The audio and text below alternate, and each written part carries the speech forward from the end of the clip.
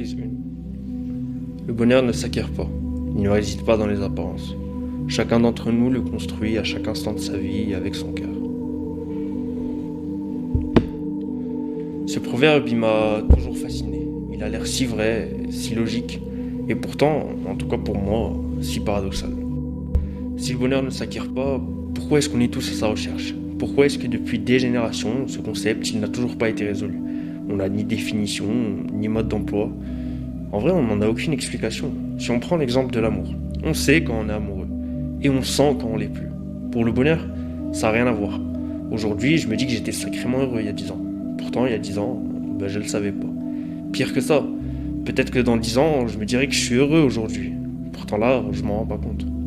La seule chose que je sais, c'est que je vis ou dans le passé, en me disant que j'étais heureux, fut un temps, ou dans le futur, en me disant que je serai heureux dans un temps.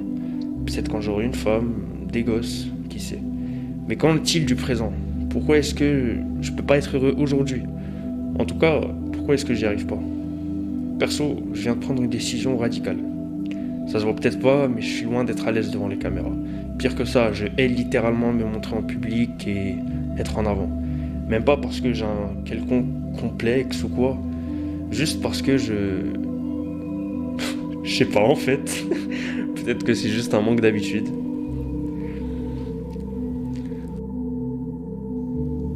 En tout cas, à partir d'aujourd'hui, je documente tout, je filme tout. À partir de maintenant, soyez-en témoins, je vais prendre la vie comme un putain de jeu vidéo et je vais avoir la partie la plus stylée qui soit, avec la fin la plus dingue qui soit.